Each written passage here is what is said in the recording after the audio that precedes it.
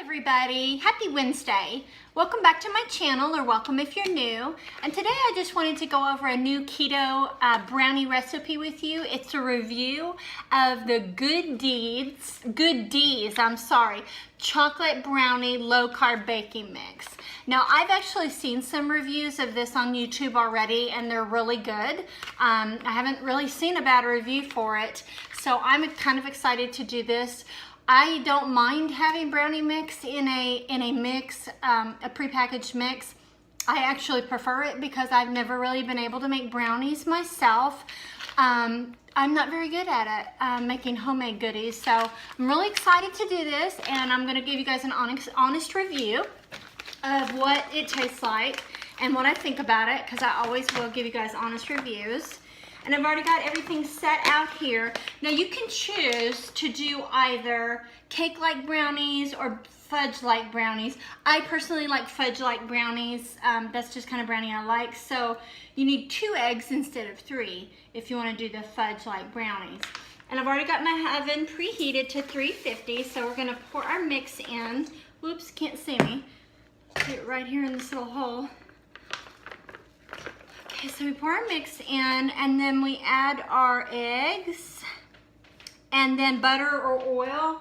It's half a cup of melted butter or coconut oil. I'm gonna actually use butter. I've already got that melted. And then we're gonna do 2 eggs, and maybe this time we'll remember we won't be able to forget any of the ingredients like I did on the chocolate chip muffins, because it's already telling me exactly what to do. So hopefully, surely I can't forget anything, but you know, brain fog, it's a real thing. So, all right, so all we're gonna do is we're gonna mix this up, and I've already got my Pyrex dish. I've got that pound with olive oil spray. And just gonna kind of give you guys a little update on my disease, on my mixed connective tissue disease while I'm stirring and talking. Last time I went to the doctor, I'm not sure if I told y'all this or not, but they thought maybe I might have had a rotary cuff tear because I have so much pain in my arm and in my shoulder. So I had an MRI done for that. And of course, it showed up that there was nothing wrong, because that's the way all my tests were all the time. Nothing's wrong with you. There's nothing wrong with you. It's all in your head. We don't know what's wrong with you. That's what I heard all the time. So, but because this is an autoimmune disease and it does deal with tissues and muscles and things, you probably just can't see it. You know, it's there and the pain is real. Let me tell you, it's real. The last couple of weeks, it's been really bad. So they didn't find anything. So there is no rotary cuff tear, which is really frustrating to me because, but I know now that I actually have been diagnosed, that there are a lot of these things, pains and aches and all the kinds of stuff. I just can't see them. And there's no test that's going to say, yes, this is what you got, or this is your amount of pain. Usually you can tell by my blood pressure because it goes up with the pain. But I wanted to tell you guys about this cool thing. When I went to my rheumatologist, and I'd heard about this test before, but she had never offered it to me, or I'd never had a doctor offer it to me. I have a really hard time with medication. Things don't work for me the way they do other people, so it's been a really difficult progress trying to get something that will actually help me and help with my pain. So when I came in last time, she goes, you know, we've got this swab that we can swab inside of your mouth and send it off to a lab, and in 2 or 3 weeks we'll be able to find out what is going to help you the best. So she's like, do you want to do that? I said, bring it on, bring it on. I absolutely want to do it. I don't want to keep going through all these, you know, medicines or whatever and have them not working. I just want something that's really going to help me. And so I did that test, and I will give you guys, you know, let you guys know how it works. And whether or not if it really does work, like when they give me the medication that says it is supposedly going to help me, if it really does help me, if that is an accurate thing. I have a feeling, so I'm pouring this into my Pyrex dish now. I have a feeling that it is going to work. I have a feeling it's going to be something that is really good. And, you know, sometimes it's hard when you don't seem to have any hope. And especially if you have like an intolerance to medication the way that I do.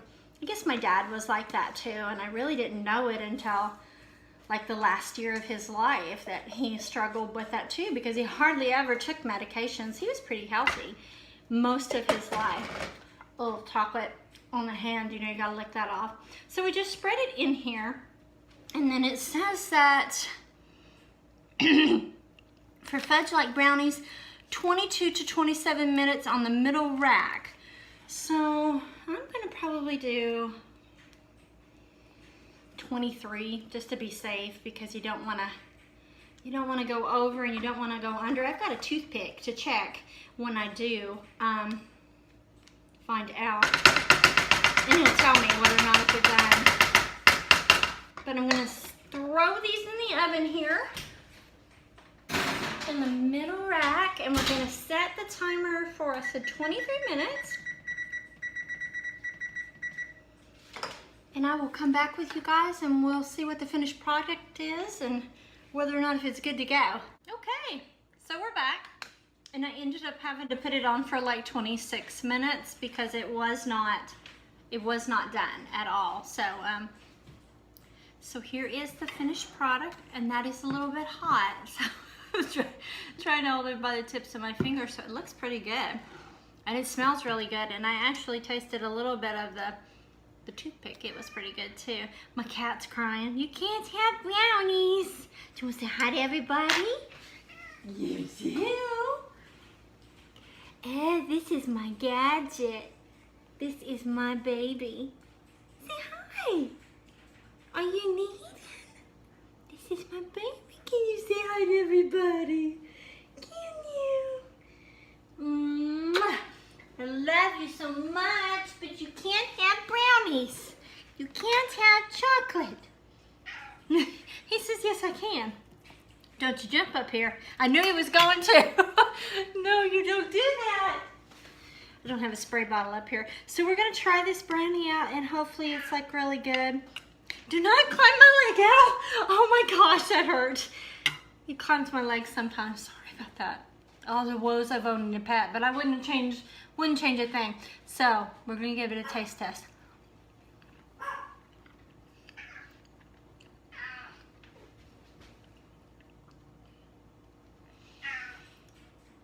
It's pretty good. It's not as sweet as I would hope though. I mean, the chocolate tastes really good. And I guess in a pinch it would do. Let me try it again.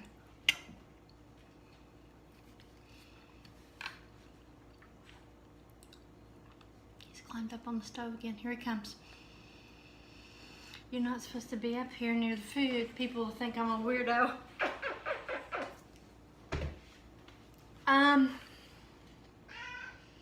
It's good. It's not as sweet as I would hope for, but it's pretty good. It's good. With a glass of milk. Of course, you can't have milk with keto. You'd have to have a heavy gadget. My cat. You'd have to have heavy whipping cream, and who wants that?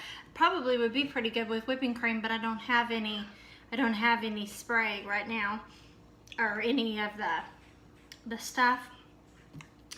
It's good.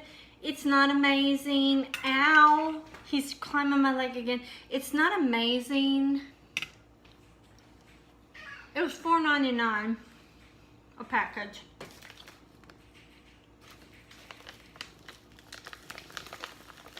I should get my son. Alex? Alex, come here. You don't have to get on camera, but I want you to taste this brownie behind it, and you can tell me what you think of it, and everybody will be able to hear you. So my son is going to taste this brownie, and he's going to say what he thinks about it.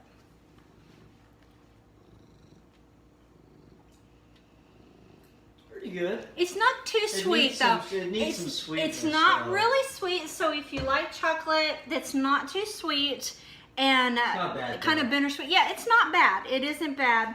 And it's probably, you know, like I said, in a pinch and you want a brownie and you want to make it yourself and have a pan of brownies, then yes, I would say. I just tend to like things a little bit on the sweeter side, so, but if he says it's all right, then for a teenage boy, 17, then it's probably pretty good. It would be definitely something I would He's sitting here looking at me thinking he's wanting to come up again. No, no, no. Climbing up on the counter. Okay. He wants to talk to everybody too. He's purring. You can see him kneading. He's such a love. So you can sit, ow, ow, his nails. But I wanted to tell you guys really quick because I know I had told you about what I was going to do about my, what I was going to do about my extensions. He's kneading me really hard.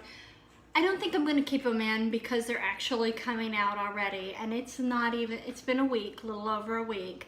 I'm not happy with it at all. The first time I ever did it, when I told you that I did a full sew-in, I never had any problems with them getting loose or anything like that. But these are just falling out. And I have an extension brush and everything, but they're not staying in. In fact, this one came out and on my own. I just had to give it a couple of yanks and it came right out. So I've actually got a piece missing back here. I don't think you can tell, but when I was turning my head when I was watching the video, I think you actually can tell a little bit. So I'm gonna go tomorrow and have her just take them out. I'm not happy at all with it. I don't know if it's, you know, the person that did it or if it is just, you know, that my curly hair. You know, like I said, the first time I did it, the only piece of hair that was showing was a, you know, piece of my bang. So I just don't know if my hair will not hold it. But for me, the extensions was not a good thing. Yes, it's beautiful and I love it, but keeping it in my head is not. Is cat loving on me? Yeah. And somebody turned on the oven the other day and had it on, and I went, oh no. I came in and the oven was on and my son hadn't done it, so I was like, that's not a good thing. I have a spray bottle, I really do.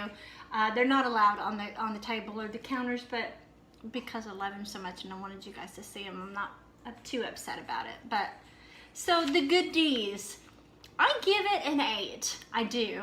But I am extremely picky. I mean, we're talking about on the high end of picking foods.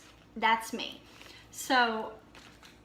But I think as a general rule that you will definitely like it. I think it's worth giving it a try at least.